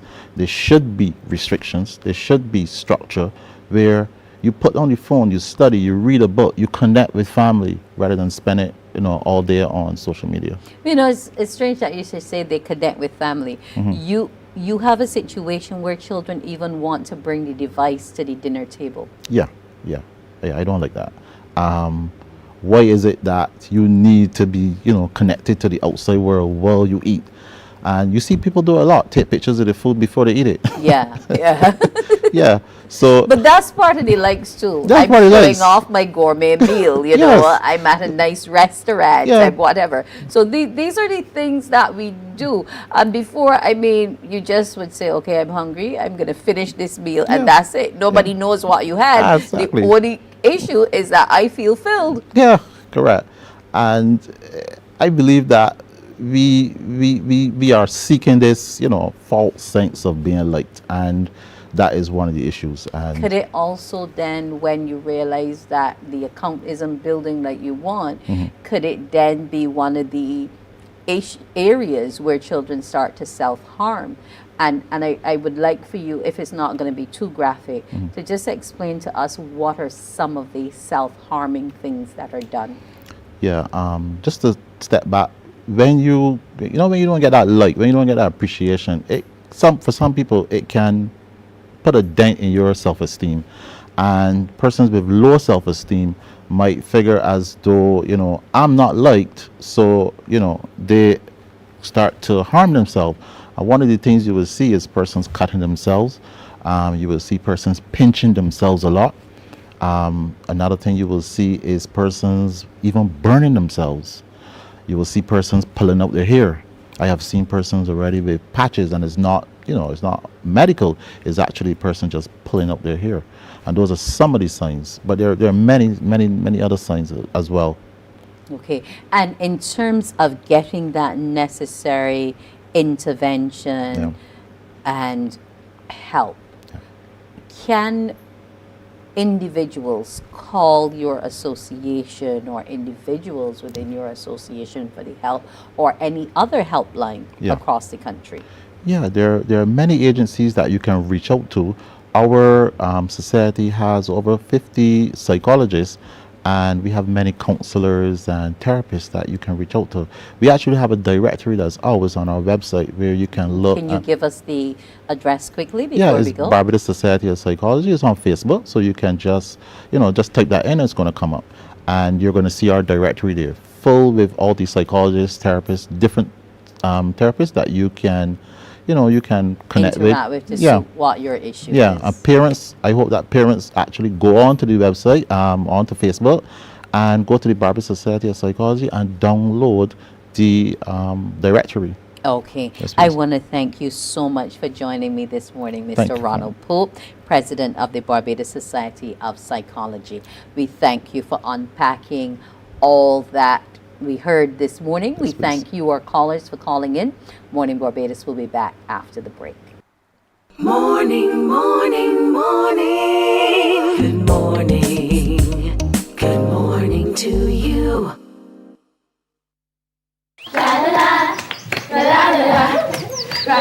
Are you a youth group, 4-H club, school, Cub Scout, or Brownie Pack, or any organization or club with children ages 4 to 11 years? If yes is the answer, then we at Fun School, we're looking for you.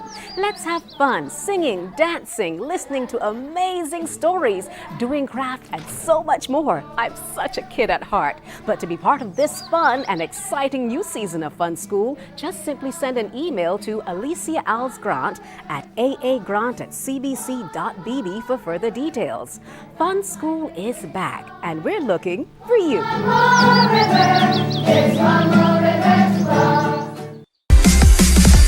While you go about your business, we go about our business, and that is gathering the news. Stay up to date at CBC News Barbados on Facebook, Instagram, and Twitter.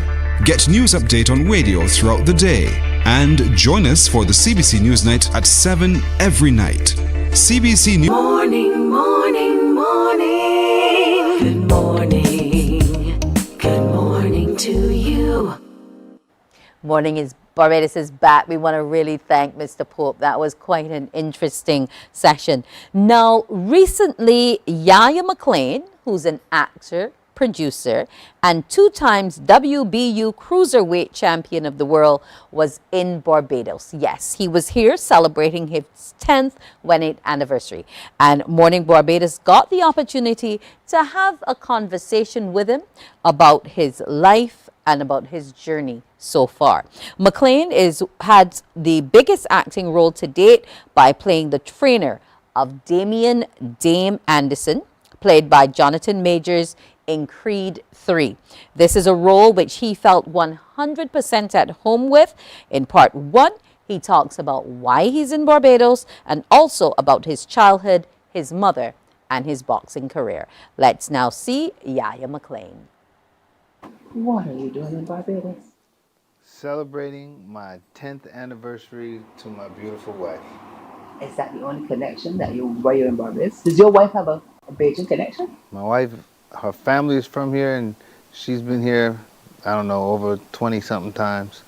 You know, when she started coming on her first birthday, and every year after that for 18 years, and we got married here, and this is our 10th anniversary, and her connection is through her auntie Pearline. So let me ask you a question. When you first heard about Barbados and met your wife, and she had this Bajan connection, what's your thought? Had you ever heard about the island before? Yes, I've heard of it. I had never been to Barbados. Didn't really know much about Barbados. I've been to Bermuda. I've been a lot of places, so in the Caribbean, but never Barbados at that time. And your first reaction when you came? What did you think when you first stepped on it? Oh, I love Barbados. So we used to come here like every year. After we got married here, we start trying to come every year to celebrate our anniversary. Of course, COVID came, and so this is our first trip back since COVID. What did you love about it? Barbados? Yes. The way my auntie Pearline takes care of us. No, I mean, just the culture. You know, I like the food, the weather, the water, all that, you know. Let's go back to your beginnings, your early childhood. Tell me about it. Tell me about your family life and your... I'm from Jamaica. Jamaica, Queens, in New York. You tricked me with that one. Yeah, I always do that. But yeah, I'm from New York. I was raised by my moms. My father got killed when I was 3 years old. So my mother raised us 3 boys. And, you know, just growing up in Jamaica, Queens is rough, it's hard, it's the ghetto. And I fought every day pretty much. And I started boxing at 10 years old. My mom's moved us to Long Island, and I started boxing in Hempstead, which is ironic because that's where my wife is from. And started boxing, and then we moved to Las Vegas because my mother she started seeing a pattern with us fighting all the time and didn't want to see the same pattern and didn't want us to end up like my father getting killed. And so we moved to Las Vegas where, it's supposed to be less fighting and a better environment, but it really didn't turn out that way because growing up in New York and then moving to the West Coast, it was a complete culture shock. We were very different than everyone else there. And growing up in New York, you don't play mama jokes. On the West Coast, you play mama jokes. What's a mama joke? Your mama's so dumb. And so that led to more fighting because they did it every day. I mean, it was just not only that, just our hairs. We had short, bald head hair with waves. They had long jerry curls. Just a bunch of differences between the East Coast and the West Coast. Back then, there was no internet, so nobody knew how the other side lived. And it was just, it was a lot of challenges, and it kept leading to different fights and things like that. But of course, it ended up getting all worked out once we realized, okay, this is where we are, this is what it is. So then we started learning a few mama jokes too. Speaking about that, tell me about your mom. My mom? What kind of person was she? My mother was a rock. She was a soldier. She was a soldier. She was the type that no matter what the situation is, if we have something to get done, we gotta get it done. And yeah, my mom's was, I didn't expect that one. But yeah, my mom's was she was a soldier. In what way? In what way was she a soldier? In every way. Mm-hmm. I remember when I was living in Queens, this kid, we were playing in the neighborhood, and his father, well, the kid did something and we beat the kid up or whatever. Kid ran home crying. It was a white kid, the only white kid in the neighborhood. Mm-hmm. And his father came and took my head and my friend's head and banged our heads together. And we were young, very little. And I went home to tell my mother, and my mother was getting ready to come out the house and go down there and talk to the man. But then her boyfriend was over there, and then he came down there and dealt with it. But I mean, my mother was ready to deal with whatever, No matter what, she always had her back. I remember in Vegas, Miss Rohan, and I guess it was my ninth grade English teacher. One of them classes, but ninth grade. And she told me to do a book report on the Ku Klux Klan. And I went home and told my mother, and she kind of made that same face. Got dressed and went right. We lived across the street from the school. Got dressed and we went right over there to the school, and she was ready to put the things on Miss Rohan. And so she gave her a piece of her mind, and Miss Rohan apologized, and she started coming to all my amateur fights. What kind of mother was she in terms of disciplining you all? Because she had to deal with 3 boys. 3 boys. She didn't play the radio. She was rough. She was tough. It was like this. When my report card came out, and I had a bad report card, I would make up my mind, okay, am I going to go home right now and start my punishment now? Or am I going to go hang out first and then start my punishment? Because I knew it was going to happen either way. I was like, either I can take the punishment without the whooping, or I can go hang out, come back home, get a whooping, and then take the punishment. Your boxing career. So like I said, I used to fight a lot. I was a skinny kid with a big afro, a very curly afro. And so he was fighting for survival? No, I wouldn't say survival. Okay. I was fighting. It got to the point where I was fighting because I liked it. Oh. But it started out because they used to try. I was never bullied. They used to try to bully me because of the way I looked. They used to call me, because my name was John McClain. They used to call me Joanna and try to make jokes. But I used to beat them up, so it didn't work. So they would be talking junk, I would be talking junk, and I would be patting my afro. And then I seen a commercial on TV, and I seen this guy patting his afro, talking junk, talking about how he gonna whoop somebody. I'm the greatest. I said, that's what I'm gonna do. And so that's when I started liking boxing. And then maybe like 2 years later, my mom finally took me to the gym, and I started boxing. So what was that like? Boxing? While I was doing it, yes, it was the best thing in the world. I loved it. Why? Why? Because I love to, for one, again, because of the way I was built, I was so skinny. But look at this. My arms are so long. And I was a pretty boy. That's what they called me, a pretty boy. And I used to talk junk. And they used to take me for granted. I will never forget, this one guy came up to me. I was sitting there just like this in the dressing room before a fight. And in the amateurs, you know, all the fighters sometimes sit in the same room. That, you know, we could be sitting across from each other. I'm gonna whoop your butt. I'm whooping, you know, like that. And this dude came up to me and stood next to me and looked me up and down and started laughing. He said, that's McClain? And I said, okay. And I beat the brakes off him. I mean, so I just loved it.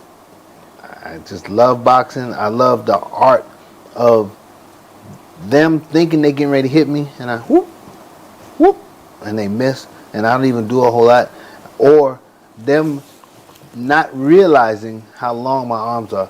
So I've heard so many fighters say, man, you don't even look like your arms was that long. You was hitting me from across the ring. So, you know, I could be right here, and then they'd be rushing me, pop, and I just love boxing. I love the art of hitting and not being hit. I won the world title in Africa, like Muhammad Ali. We were in South Africa, but it's Africa. In 1997? Yes. And it was a dream come true. And it was during the month of Ramadan. And I'm a Muslim, so when we fast during the month of Ramadan.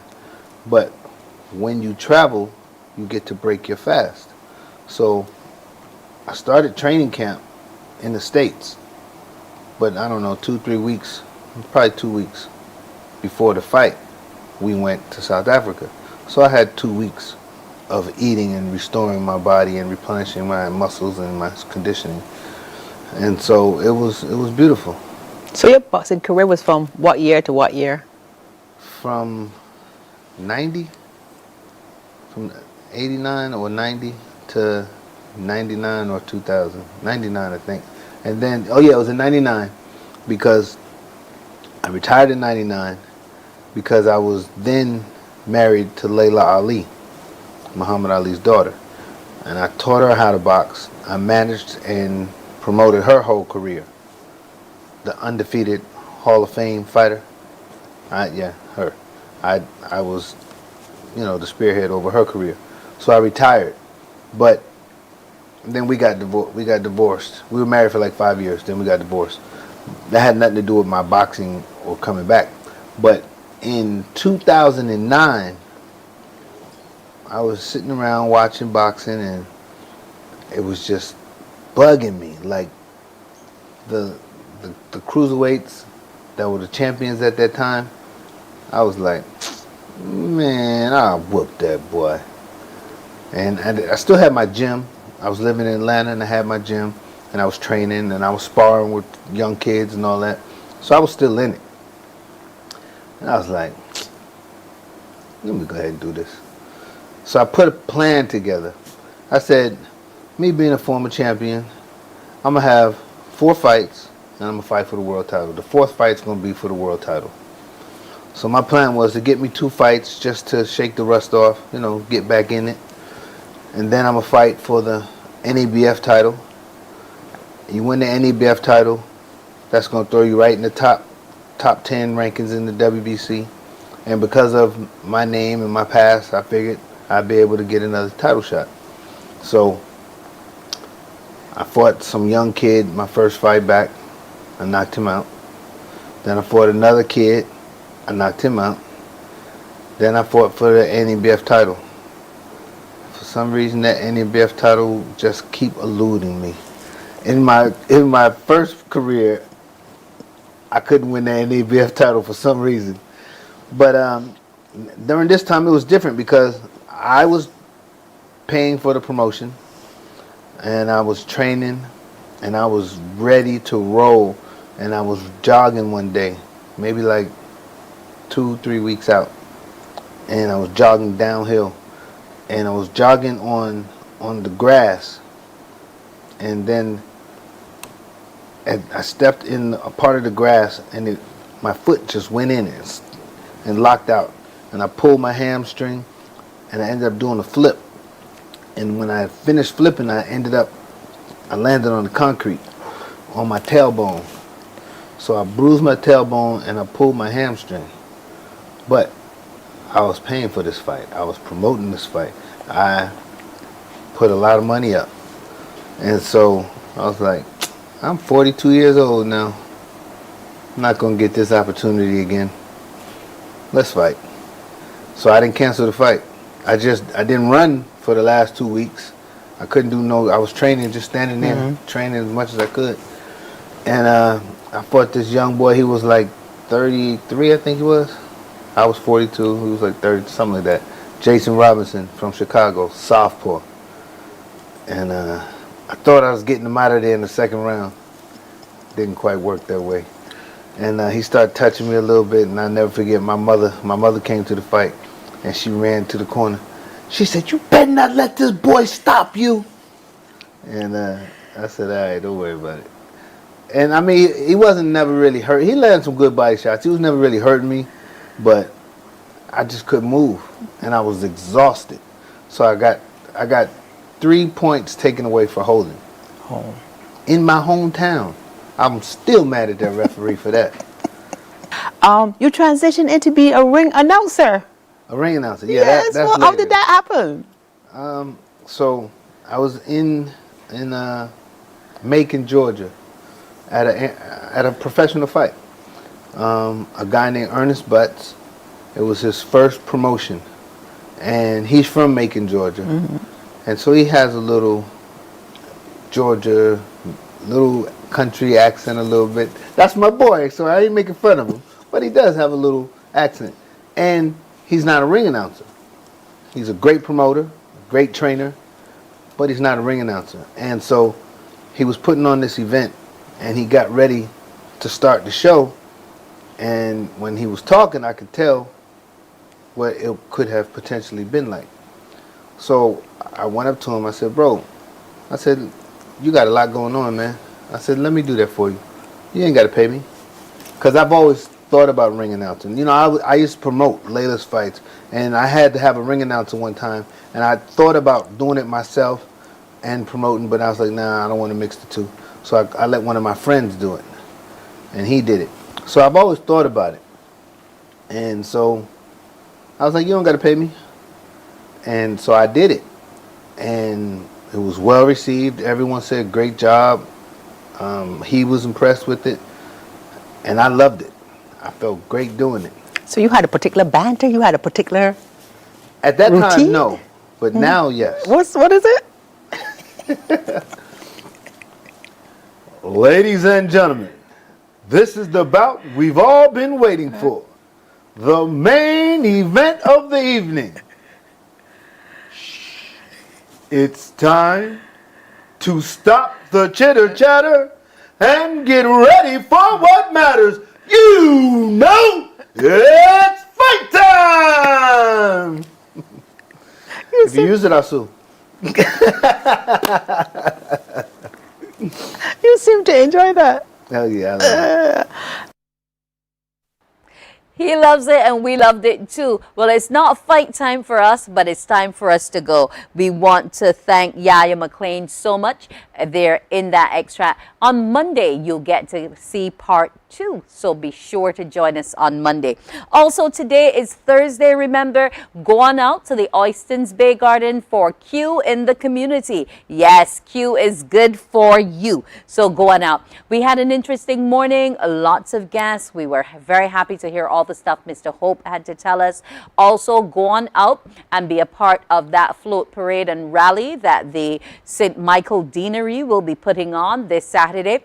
And after you finish the parade, you can go on up to the Queen's Park Gallery where the Barbados Photography Association is having their exhibition. So there's quite a bit for you to do this weekend that you can go on out and enjoy. I enjoyed being here with you this morning, and I'm wishing you an absolutely terrific Thursday. I'm Wendy Burke. Wake up, wake up, wake up, wake up. Barbados, get up. Good morning.